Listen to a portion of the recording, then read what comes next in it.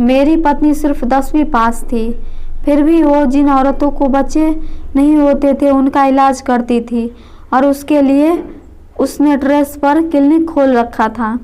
और वो जिस भी 5 औरतों का इलाज करती वो औरतें प्रेग्नेंट हो जाती। मैं नीचे काउंटर पर काम करता। उसने मुझे कड़क शब्दों में कहा था कि तुम ऊपर बिल्कुल नहीं आओगे क्योंकि ऊपर औरतों का इलाज होता है। और उसकी ये बातें मैंने मान भी ली क्योंकि इससे हमें बहुत पैसा मिलता था। पर मुझे हैरानी इस बात की होती कि ट्रेस पर सिर्फ वे औरतें ही जा सकती थी जिन्होंने बुर्का पहना हुआ होता था। मुझे मेरी पत्नी पर शक होने लगा और एक दिन मैं बुर्का पहनकर ऊपर ट्रस पर चला गया और सामने जो देखा तो मैं सन्न रह गया क्योंकि मेरा नाम सुनील है। मेरी आर्थिक परिस्थिति अच्छी नहीं थी, इसलिए हमारा गुजर बसर बड़ी मुश्किलों से होता था। मैं पढ़ा लिखा था पर मेरे पास नौकरी नहीं थी और मेरी पत्नी सिर्फ 10वीं पास। पर क्या पता और कैसे मेरी पत्नी ने एक अकल लगाई और ट्रेस पर एक क्लिनिक शुरू किया जहां वो उन औरतों का इलाज करती जिन्हें बच्चे नहीं होते थे। साल भर तक तो कोई ज़्यादा नहीं आता था। उस साल में उसके पास बस 2 ही औरतें आई थी। पर हैरान करने वाली बात ये थी कि वो दोनों औरतें प्रेग्नेंट हो गई। धीरे धीरे क्लिनिक पर भीड़ बढ़ने लगी। मेरी पत्नी ऊपर उन औरतों का इलाज करती और मैं नीचे काउंटर संभालता था। एक दिन एक पति पत्नी सुबह सुबह क्लिनिक पहुंचे। मैंने उस औरतों को ऊपर जाने के लिए कहा और उसके पति को नीचे ही बैठने के लिए कहा। आधे घंटे से ऊपर हो गया था उसकी पत्नी को ऊपर गए हुए, इसलिए वो ऊपर जाने की जिद करने लगा। मैंने उससे कहा कि ऊपर और भी औरतें हैं, इसलिए आप ऊपर नहीं जा सकते हो। मेरी पत्नी मुझे भी ऊपर नहीं जाने देती। यह सुनकर वह चुपचाप बैठ गया। थोड़ी देर बाद 2 औरतें बुर्का पहने हुए ऊपर टेरेस पर चली गई। करीब 2 घंटे बाद उस व्यक्ति की औरत नीचे आई। मैंने गौर से देखा तो उसके हाथों में कोई दवाई नहीं था, पर चेहरे पर खुशी जरूर थी। दोनों पति पत्नी वहां से चले गए। थोड़ी देर बाद वो दोनों औरतें भी नीचे आई और चली गई और उन्हीं के पीछे पीछे मेरी पत्नी संगीता भी नीचे आ गई। उसने अपने चेहरे से मास्क हटाया और हैंड ग्लव्स थे वो डस्टबिन में डाल दिए। उसे देखा तो वह भी हल्की सी मुस्कुराई। तभी मैंने पूछा कि संगीता, तुम सिर्फ 10वीं पास फिर कैसे इन औरतों का इलाज करती हो? उस पर उसने कहा कि मेरे लिए बस इतना ही काफ़ी है कि मैंने ऐसी स्त्री की गृहस्थी टूटने से बचाई है। यह सुनकर मैं शांत हो गया। पता नहीं वो मुझसे क्या छुपा रही थी, पर आखिर मैं उसका पति हूँ। कम से कम उसको मुझे तो बताना चाहिए था ना शुरुआत में। मैं उसके काम पर ज़्यादा ध्यान नहीं देता था, पर धीरे धीरे उसका नाम सब जगह हो गया। शुरू में तो वो बस 1 या 2 स्त्री का ही इलाज करती थी, पर अब तो वो दिन में करीब करीब 20 से 25 स्त्रियों का इलाज करती है। अकेले को ये सब संभालना बहुत मुश्किल हो रहा था, इसलिए नीचे काउंटर शुरू करके मैं उनका ब्लड सैंपल लेता। उनके ट्रीटमेंट में करीब 3 से 4 घंटे लगते। मैं हर बार उससे पूछता कि आखिर तुम किस तरह से इलाज करती हो, और वो हर बार हंस के टाल देती। मैं कभी कभी सोचता कि उस क्लिनिक में पेशेंट होने पर मुझे जाना मना है, पर पेशेंट न जाने पर भी मेरे लिए सख्त मनाही थी। मैं अपनी पत्नी से ज़्यादा सवाल नहीं कर सकता क्योंकि मैं काफ़ी सालों से बेरोजगार था और उसकी कमाई से घर चलता था। पहले तो 2 वक्त की रोटी मिलना मुश्किल था, उस पर 2 बच्चों की जिम्मेदारी वो अलग। मैं बेरोजगार था, इसलिए वो मुझे बार बार ताने मारती थी। कई बार वो मुझसे लड़कर मायके चली जाती थी और फिर उसने खुद ही कुछ करने की सोची। एक दिन वो मेरे पास आई लगी कि सुनील, मुझे ट्रेस पर एक क्लिनिक शुरू करना है। तुम सिर्फ 10वीं पास हो, फिर तुम क्लिनिक कैसे शुरू कर सकती हो? वो बोली, तुम चिंता मत करो, जिनके पति बेरोजगार होते हैं उनकी पत्नियां कोई ना कोई रास्ता ढूंढ ही लेती है। मैं मुंह टेढ़ा करके वहां से चला गया। आखिर में उसने ट्रेस पर 2 कमरे का क्लिनिक कर लिया। उसने कहा कि मैं जिन औरतों का बच्चे नहीं होते मैं उनका इलाज करूंगी। शुरू में मैं उसका बहुत मजाक उड़ाया, पर वो अपनी इरादों की पक्की निकली। मैं पहले यही सब जानने में लगा रहता कि आखिर वो ये सब कैसे करती है, पर बाद में यही सोचता कि अगर वो ये सब कर भी रही है तो किसके लिए, अपने ही घर के लिए ना। मेरे माता पिता को गए काफी समय बीत गया था।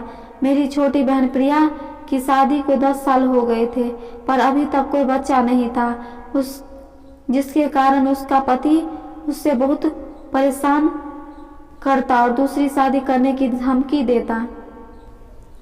मैंने अपनी बहन के बारे में संगीता से बात की, पर उसने अनसुना कर दिया। खैर, इसके पीछे कारण भी था। शादी के पहले प्रिया अपनी भाभी का बहुत तिरस्कार किया। उसने ननद के रिश्ते के नाम पर बहुत अधिक परेशान किया। मैं भी कई बार अपनी बहन की बातों में आ जाता था और संगीता पर हाथ उठा देता, पर यह संगीता को अच्छी तरह से याद था और शायद इसलिए वो प्रिया का इलाज करने के लिए बिल्कुल भी तैयार नहीं थी। संगीता का क्लिनिक बहुत अच्छे से चल रहा था। हमारे पास काफी पैसा आ गया था, पर कभी कभी मैं रात भर यही सोचता रहता कि आखिर संगीता कैसे इलाज करती है, और मुझे नींद तक नहीं आता। एक दिन एक बूढ़ा आदमी आया। मैंने उसे नीचे सोफे पर बैठने के लिए कहा और उसकी पत्नी को ऊपर भेज दिया। थोड़ी देर बाद वो वही 2 औरतें बुर्का पहने हुए आई और मैंने उन्हें ऊपर जाने दिया।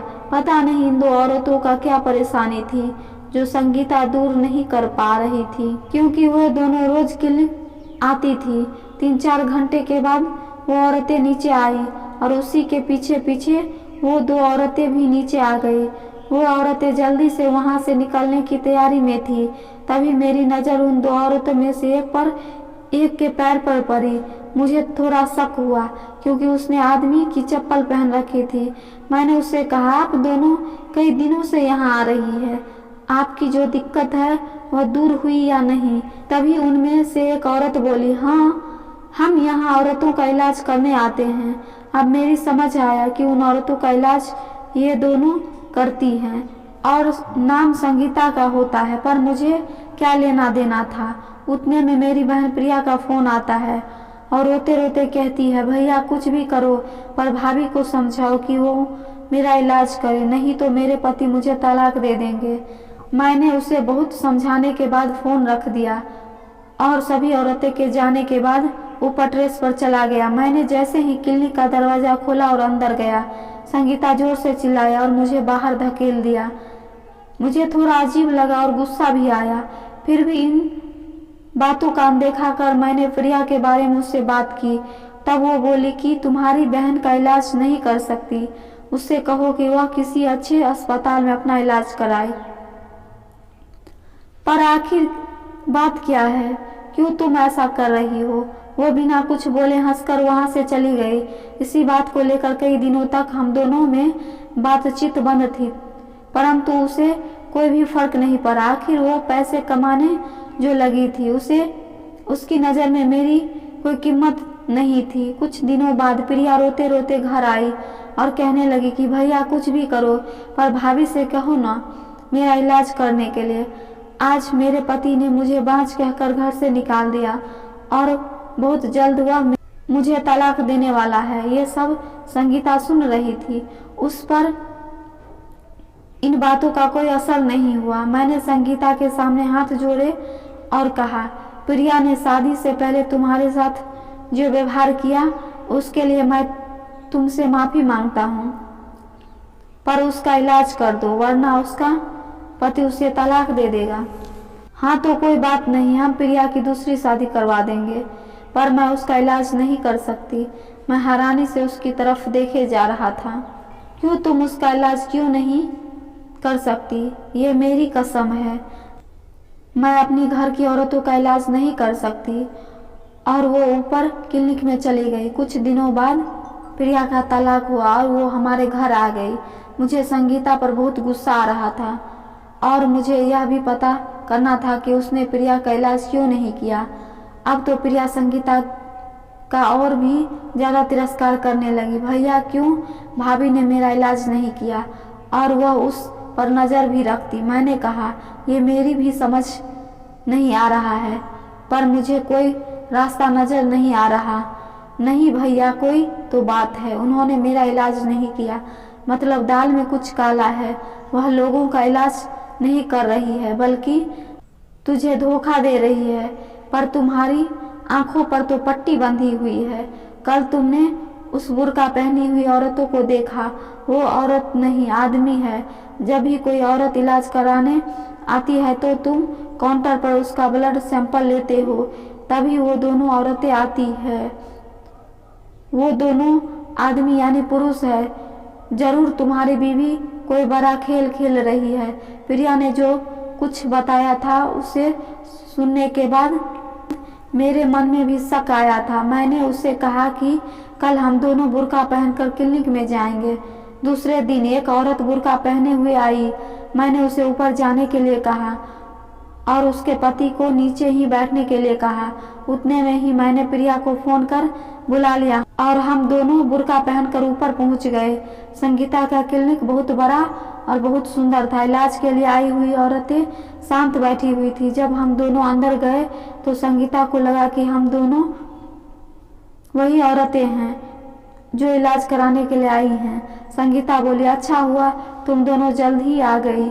ये फाइनल लो और इसका नाम लिखो। इसका ब्लड ग्रुप बी पॉजिटिव है और इसे बी पॉजिटिव वाला ही बच्चा दो।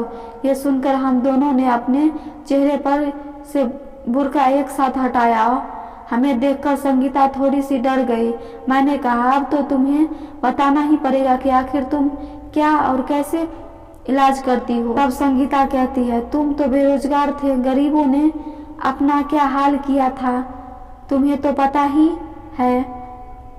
तभी मेरी एक सहेली ने मुझे ऐसी औरतों का इलाज करने के लिए कहा। मेरी सहेली एक NGO चलाती थी जहां उन अनाथ बच्चों को संभाला जाता था जिन्हें उनके माँ बाप कूड़े में ढेर में फेंक कर चले जाते थे, या फिर बिन ब्याही लड़कियां भी NGO में अपने बच्चे को दे जाया करती थी। वो उन बच्चों की देखरेख करती थी। उसी ने मुझे बताया कि अपने समाज में जब किसी स्त्री को बच्चा नहीं होता तो ये तो दूसरी शादी करने पर जोर दिया जाता है या फिर बच्चा गोद लेने पर। इस तरह कितने ही लोगों की गृहस्थी बर्बाद हो जाती है। मेरी सहेली ने अपने 2 नौकर दिए थे। जो कभी कोई औरत इलाज कराने आती तो मैं उसे साफ साफ बताती कि यहाँ कोई इलाज नहीं किया जाता, मैं कोई इलाज नहीं करती, पर तुम्हें बच्चा जरूर मिलेगा। मैं उस औरत का और उनके पति का ब्लड ग्रुप लेती। 9 महीने बाद उसी ब्लड ग्रुप का बच्चा उन्हें दे पाती। मैं प्रिया का इलाज इसलिए नहीं कर रही थी कि कहीं उसको ये सब पता न चल जाए। भाभी, अगर आपने मेरा इलाज किया होता तो आज मैं यहाँ न होती। खैर, अब मैं आपका इस काम में साथ दूंगी क्योंकि ये काम समाज के लिए बहुत ही अच्छा है। इस तरह से जो बच्चे अनाथ थे उन्हें माँ बाप मिल जाते हैं और जिन्हें बच्चा नहीं होता उन माँ बाप की भी गोद भर जाती है। और इस तरह से कितनी ही स्त्रियों की गृहस्थी बर्बाद होने से बच जाती है। प्रिया और संगीता की आंखों में आंसू आ गए।